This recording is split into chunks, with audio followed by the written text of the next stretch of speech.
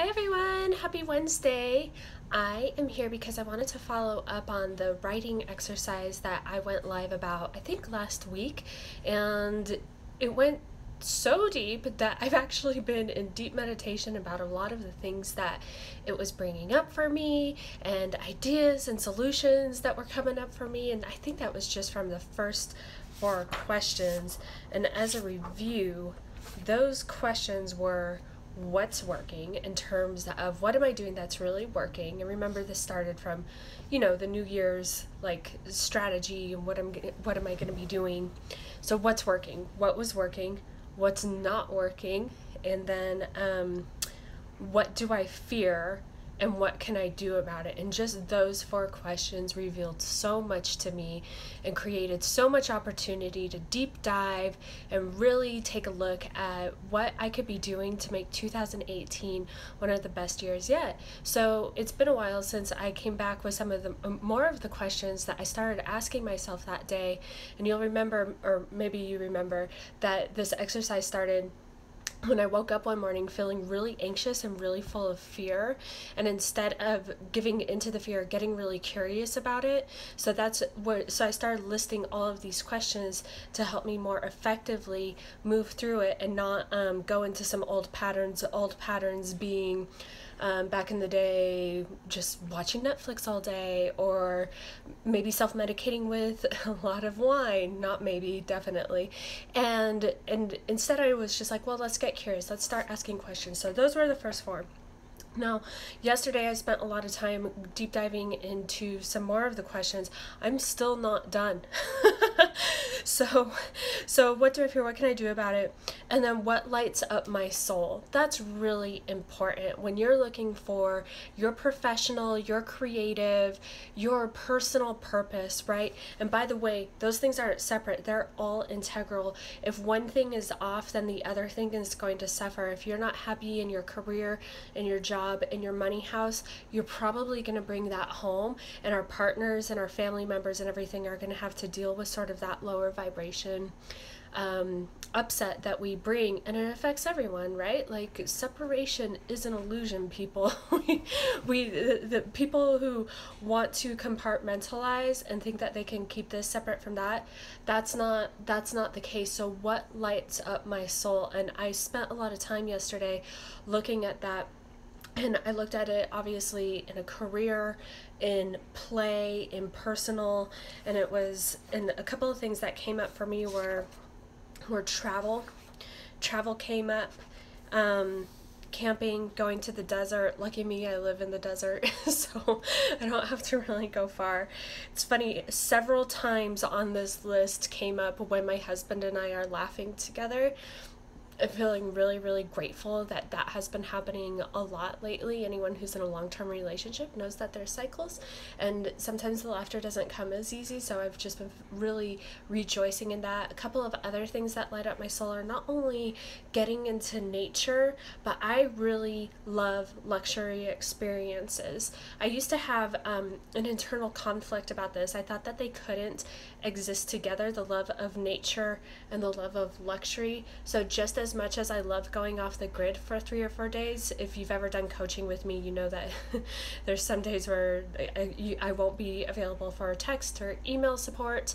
However, there are days where to be really lit up, I luckily live in a city where I can go and seek out luxury super easy. All I have to do is go get a cappuccino at the Bellagio, or go down to I think it's like the Crystal Shops at the Forum at the Oria, and just go hang out in that beautiful Dolce & Gabbana shop. Those are things that really light me up. I really love beautiful things, whether it's nature, whether it's man-made, and just looking at it. And then things that light me up in my personal life, clients who are dreaming really big and who are willing to work really hard on their lives, right? So it's really important to connect with the right people. Whatever you're doing, connecting with the right people that inspire you to go up to a higher vibration. Oh, Danny, great. What about dealing with suicidal thoughts or always being depressed? I'm going to address that right now, because first of all, thank you for bringing that up. That is a really important question that maybe a lot of people are dealing with. And quite frankly, I used to deal with that all of the time too. There's a lot of schools of thought, so I'm going to speak from my personal experience. Always consult doctors around medication, around treatments. If you are having harmful thoughts and you're not necessarily on medication, you might be a good candidate to go get some medication just to give yourself a boost and interrupt the patterns of suicidal thoughts and of always being depressed. That being said, I personally don't advocate medication being a long-term solution, okay? I advocate it, and I've benefited from this myself, like less than 2 years ago. Seriously, Danny, like I had just had a miscarriage. I had just moved to Nevada from my beloved state of Colorado. I had uprooted in my life.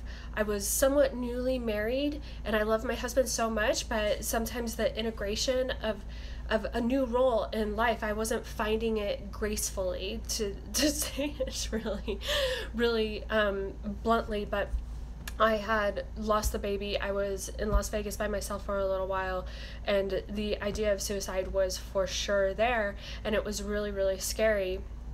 And what I did was I went and got on meds so it would break the pattern, right? And from there, I was able to kind of look around and see different opportunities. And what I did from there was I got myself in new environments. I got myself in environments where I was, first of all, expected to be there at a certain time. And it was also an environment where I was expected to like show up, you know, like I didn't have to be super fancy, but it was basically what I'm saying by environment is a job, you know, like a job, like where I had to put myself together because I wasn't doing that. And also it allowed me to get out of my own head.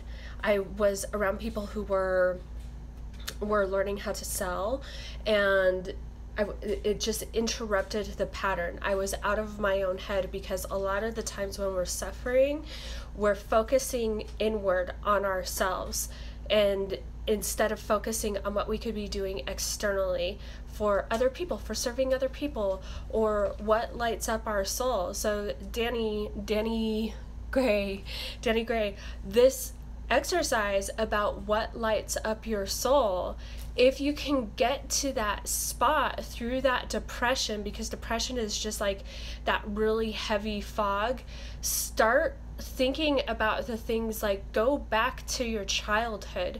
What could you spend hours and hours and hours doing, right? What gets you really excited when you think about it? The idea of depression just fades, even if it's for a second, and your heart beats a little bit faster. What about that glimmer of hope in the future, right? You need to, getting yourself free from depression and suicidal thoughts, it's all about breaking the pattern, because I've been there and it's really powerful. But what's even more powerful is hope. What's even more powerful is purpose. And the suicidal thoughts, that comes from thinking that there's only one option, right? There's a story going on in our heads when we are thinking of suicidal thoughts, that the only option that we have is to end it all, or to, like, the only way to end the suffering is to just bow out of this world, when really we live in a world full of infinite possibilities and infinite options. There's way more than one. PM me if you have any other questions, all right? And know that there's something out there that you are supposed to do, and also know that being in the darkness is just gonna really allow you to stand in the light in a really magnificent place. So thank you for asking that question. What, you know, and then go do the writing exercise. What lights up your soul? You know, it could be really easy. And then go take a walk. Go break your patterns. All right. So, what lights up my soul? That was one of the writing exercises that I did yesterday. And that was really great, because when you figure out what lights up your soul, you can also figure out what drains you. which was the next part of the writing exercise. What drains me? There were a couple of things that came up for me. I'm obviously not going to go through all of them. There were like 23. Housework and domestic tasks. People, you're welcome, Danny. Don't try. Go do a walk. Go break the pattern. Do it. Seriously. All it takes is a little pattern interruption, I promise. So give me a little PM. But anyway, what drains me? This might be good for you too, Danny. Like, what is draining you? For me, it's housework and domestic tasks. I was not born with that thing that gives me joy to clean. I have friends who are just like super excited about it. I hate it. I really do. I turn into a whiny, pouty, lesser, baser version of myself, all right? So like, what drains me? Overstimulation.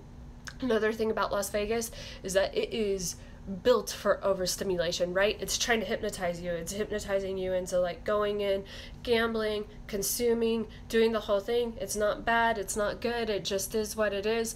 But that's what it's absolutely designed for. And if you've ever driven down the Strip, you know that there's plenty of stimulation. As much as I love it and how much fun it can be, I know that if I'm exposed to a certain vibration that the city provides for too long, I'm gonna lose my energy really quickly.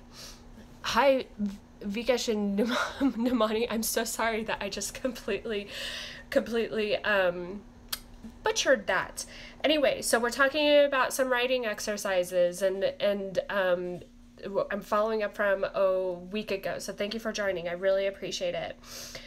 Another thing that drains me is too much social media. Pretty ironic that I'm bitching about it on an Instagram live, right? So I've recently installed the Freedom app so that I don't get too addicted to it.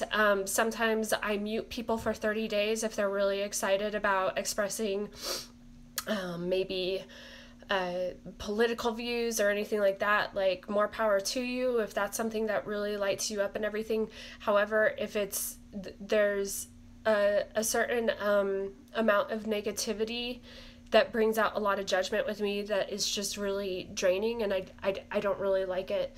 So, and then let's see what else.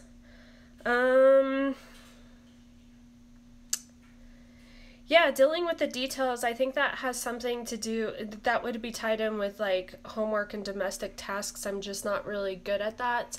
However, you know, there's certain opportunities in all of these things that drain us. Some of it is elimination, just removing yourself from certain environments and people that really drain you.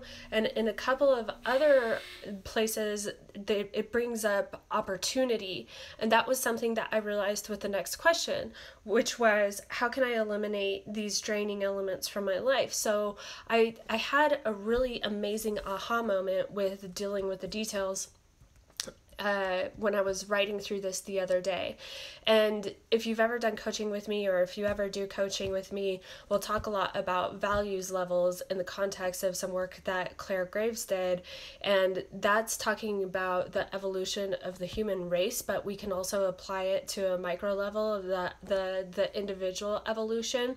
And there's something about systems and organization and values level 4 that I know I personally have a really strong aversion to, and that deals with details, kind of the rules of the details, all that stuff, and I'm frankly not a fan of it. However, so if I look at things that really drain me, and I also look at certain patterns and situations in my life, I have an opportunity when I say details drain me, there's actually a huge opportunity, and I've been working on this for a long time, to actually master the details and honor the systems and the structures that have been put into place by previous business people or running a really great household and everything like that, to kind of master myself. So it was really interesting when I was like, the original question was, how can I eliminate these draining elements from my life? A couple of leaving environments, leaving relationships, absolutely, certainly not a problem. However, there were a couple of other things like, oh, I don't like the details. It was like, okay, where's a point to reflect? Where's an opportunity to reflect and possibly improve? So as you do this writing exercise, know the difference between, mindfully putting things out of your life and also mindfully reflecting without judgment on opportunities to reflect and improve. So that was a really powerful question. It was almost as powerful, and I went down the rabbit hole as the question, what can I do about the things that I fear? So that took several hours, but it's so powerful. I strongly recommend you do it. And if you do, either DM me or comment on one of my posts or something about your aha moments, because I'm genuinely curious. I really want to know. And then the last question that I got to last night, there's going to be a part 3 to this series because it just got so damn deep. What are my wildest, biggest, most colorful, exciting dreams about life right now? And that's personal. I'll keep it to myself. And but a lot of it does have to do with serving my clients and being a really good wife and building a family and all of those wonderful things, but also just like the dreaming big, the passport stamps, just the big dreams. And that's so much fun when you do this exercise and you get to this question, what are my wildest, biggest, most colorful, exciting dreams about life right now? When you get to this question, it's imperative that you put 0 limitations on yourself. This is a really powerful thought exercise because limitations are actually just an illusion that we create in our mind. So if we can pretend as if there are no limitations just for a little bit, while we're doing a little writing exercise, our brain is retraining itself to let go of some of those limitations, and it's a lot of fun. So this was part 2. Please let me know how your writing exercises go. I'm so curious. I absolutely loved it. I want to know if it's just me or if this is valuable to other people. And thank you everyone who joined and commented and asked questions. I really, really appreciate it. And have a wonderful, lovely Wednesday. Bye-bye. Mwah.